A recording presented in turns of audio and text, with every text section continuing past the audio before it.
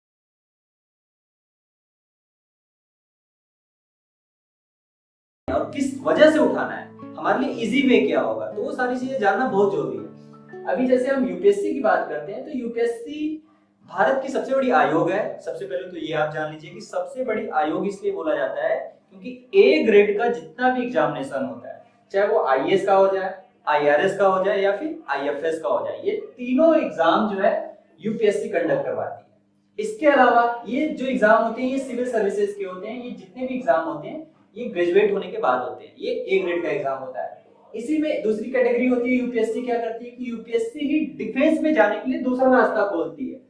Defence services से बोला जाता है। इसमें एग्जाम क्या होता है, एनडीए, एनडीए के बाद IMA, OTA, AFCAT, assistant commandant. बाकी ये दो एग्जाम है जिसमें मैं स्टार मार्क कर रहा हूँ, आर्मी पुलिस और एमएनएस।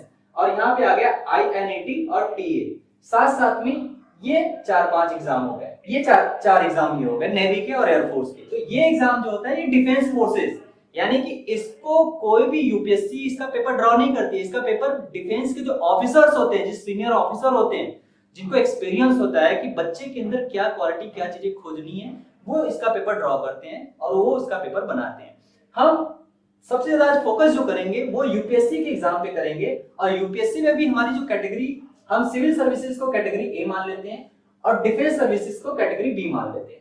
दोनों में ए ग्रेड का एग्जामिनेशन होता है। अब डिफेंस सर्विसेज में जब हम बात करते हैं तो हमारे को 12th क्वालिफाई करने के बाद सबसे ज्यादा जो प्रॉब्लम आती है वो आती है कि हम करियर क्या चूज करें।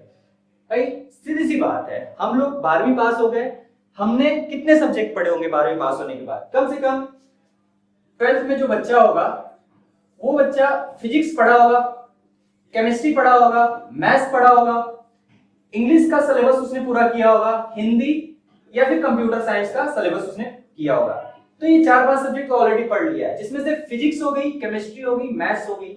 ये तो 3 जो सब्जेक्ट है ना, ये हमारे लाइफ के ऐसे पार्ट हैं कि चाहे आप आईएएस बन जाओ, चाहे आईआरएस में चले जाओ, आईएफएस में चले जाओ, एनडीए कर लो, सीडीएस कर लो, ओटीए कर लो, क्लरिकल लेवल तक का एग्जाम दे लो, ये तीनों सब्जेक्ट आपके पीछा छोड़ने वाले नहीं है। तो 12वीं में अगर हमने ये पढ़ा है तो एनडीए में जाने के लिए हमारे पास एक गोल्डन अपॉर्चुनिटी हो गई। अगर ये सब्जेक्ट हमने नहीं भी पढ़ा है, अगर हम बायो ग्रुप से हैं, बायोलॉजी लिया अगर 12th में हमने, या फिर आर्ट्स लिए, कॉमर्स लिए, तो उसके साथ साथ आपको बस इतना ध्यान रखना है कि आप एनडीए के लिए एलिजिबल तो हैं, लेकिन पैरेलली आपको 11th और 12th की मैथ्स पढ़नी पड़ेगी, चाहे कोई भी कोचिंग इंस्टीट्यूट आप ज्वाइन करो। ये मैथमेटिक्स अगर आपने कवर कर लिए तो एनडीए का एग्जाम क्वालिफाई करवाने का 100% जिम्मेदारी टीचर्स की हो जाए। इतनी बात आपको समझ में आ गई होगी। हम जो ये बात कर रहे थे एनडीए आफ्टर 12th या 12th अपेयरिंग, यूपीएससी की जब बात की जाती है तो इसमें 11 सब्जेक्ट होते हैं, जिसमें से 3 सब्जेक्ट हमने 12 में काउंट कर लिए। उसके बाद आता है polity, geography, history, economy, current affair. ये सारे सब्जेक्ट जो होते हैं ये आपके पार्ट इसमें से ऐड हो जाते हैं। तो हमारे लाइफ में 2 तरह के एग्जाम होते हैं। पहला एग्जाम जो होता है वो हमारा होता है 10th का और 12th का। दूसरा एग्जाम जो होता है वो होता है हमारा कॉम्पिटिटिव एग्जाम। इसलिए बोल रहा हूं मैं कि 10th और 12th ये 2 एग्जाम ऐसे होते हैं जिसमें 5 सब्जेक्ट आते हैं, 5 सब्जेक्ट आते हैं। उस 5 के 5 सब्जेक्ट में हमें पास होना कंपलसरी होता है।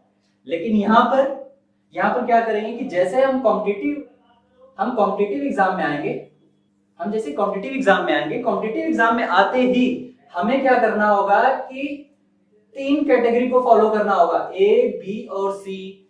पहली कैटेगरी हमारी अगर 12th एनडीए की बात की जाए तो यहाँ पे आ जाएगा मैथ्स, दूसरे में आ जाएगा इंग्लिश, तीसरे में आ जाएगा जीएस। तीनों में 25% मार्क्स अगर आप लाते हैं तो आपका मेरिट लिस्ट में नाम आ जाएगा। ऑल ओवर इंडिया लेवल की जो मेरिट लिस्ट होती है वो सबसे हाईएस्ट, यानी कि जब से यूपीएससी की स्थापना हुई है, जब से भारत आजाद हुआ है 1947 से, तब से 2022 तक की मैं बात कर रहा हूं, सबसे हाईएस्ट मेरिट जो बनी है वो 358 पे बनी है। कितने में से? 900 में से। यानी कि 900 में से 350 का रेशियो निकाला जाए तो 42% मार्क्स आपको लाने हैं। तो 42% मार्क्स लाने के लिए आपको एक स्ट्रेटजी बनानी पड़ेगी, एक ऐसे प्लानिंग करना होगा कि क्या सब्जेक्ट हमें पढ़ना है, क्या नहीं पढ़ना है। अनवांटेड मतलब पढ़ाई करते टाइम ये ध्यान रखना है कि हमें पढ़ाई क्या करनी है और क्या नहीं करनी है। क्या नहीं करनी है वो बहुत इंपॉर्टेंट है, तो क्या नहीं करनी है उस चीज से आप बचना।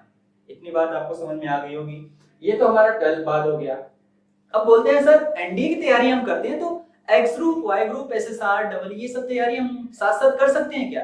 यार ठीक है, आपकी बात मैं समझ गया, सारी चीजें क्लियर आप कर रहे हो, लेकिन एनडीए का जो तैयारी कर रहे हो ऑलरेडी मैंने आपको ब्रीफ किया है कि यहाँ पे 11 सब्जेक्ट होता है, जिसमें से फिजिक्स, केमिस्ट्री, मैथ, ये इंपॉर्टेंट पार्ट 12th का भी होता है, ये इंपॉर्टेंट पार्ट जो होता है एनडीए का भी होता है। अगर हम X group, Y group, SSR, double A की बात करें तो यहाँ पे एक्स ग्रुप में 3 सब्जेक्ट आते हैं, फिजिक्स, मैथ्स एंड इंग्लिश, जो कि ऑलरेडी आप एनडीए में पढ़ रहे हो यहाँ पे। तो क्या इसकी तैयारी करने की जरूरत होगी? जो फिजिक्स का लेवल होगा थोड़ा सा हाई हो जाता है, थोड़ा सा ऊपर हो जाता है, तो इसका क्लास आप अलग से भी ले सकते हो। दूसरी चीज मैथ्स होती है, जो 11 12 की मैथ्स होती है, जो शॉर्ट ट्रिक्स आप एनडीए में पढ़ोगे मैथ्स में, वही शॉर्ट ट्रिक्स आप यहाँ पे पढ़ोगे। जो इंग्लिश होता है सेम होता है, in, on, between, beside, over, upon, the, ये सारी चीजें जो article, noun, pronoun, adjective, adverb होती हैं, ये सारी चीजें इंग्लिश में यहाँ भी पढ़ाई जाती है। मतलब इंग्लिश का भी सिलेबस ऐसा है कि दुनिया का कोई भी कॉम्पिटिटिव एग्जाम दो आपको करना ही पड़ेगा। इतनी बात आप लोग को क्लियर हो चुकी होंगी। हम ये एनडीए का जो एग्जाम देते हैं, अगर इस बात को लेके मैं एक लाइन में आपका डाउट्स क्लियर करूं तो वो ये होगा कि आप कोई भी एग्जाम दो, अपने लाइफ में अगर आपने एक बार एनडीए की तैयारी कर ली है, ये 11 सब्जेक्ट को आपने टच कर लिया है, तो दुनिया में कभी कोई कॉम्पिटिटिव एग्जाम की तैयारी करने की जरूरत नहीं पड़ेगी। Physics, chemistry, math, bio, English, history, geography, current affair, economy, GK and polity, 11 subject ये हैं। एक पार्ट अगर रीजनिंग और पढ़ लोगे तो एसएससी का, छोटे मोटे एग्जाम जो होते हैं बैंकिंग के, पीओ के, ये सारे एग्जाम ऑटोमेटिकली क्वालिफाई कर सकते हो। एनडीए की तैयारी तो अपने लाइफ में एक बार जरूर करो। मुझे लगता है कि आफ्टर 12th का जितने भी बच्चे बोर्ड की एग्जाम दे रहे हैं उनका डाउट्स यहाँ पे क्लियर हो चुका होगा। अगर उनका डाउट्स क्लियर नहीं है तो डिस्क्रिप्शन बॉक्स में कांटेक्ट नंबर, जीमेल, वेबसाइट, सारी चीजें ऑलरेडी मेंशन कर दी गई हैं। हमारा इंस्टाग्राम पेज भी है डिस्क्रिप्शन बॉक्स में, अगर आप डायरेक्ट इनबॉक्स करके डीएम करके कुछ पूछना चाहते हैं तो पूछ सकते हैं। आज 12th के बाद यूपीएससी के बाद जो एनडीए, फिर 12th competitive exam, X group, Y group, NDA के बारे में हमने ब्रीफ कर दिया है। ये वीडियो में आज हम 12th के बारे में ही बताएंगे। पार्ट 2 जो भी वीडियो हमारा बनेगा वो ग्रेजुएशन के ऊपर बनेगा। ग्रेजुएशन के बाद आप क्या कंफ्यूजन है, क्या करना चाहते हो, क्या नहीं करना चाहते हो, आपका मेडिकल स्टैंडर्ड क्या होगा, वो सारी चीजें हम आपको बताएंगे। आज के लिए इतना ही। जय हिंद, जय भारत।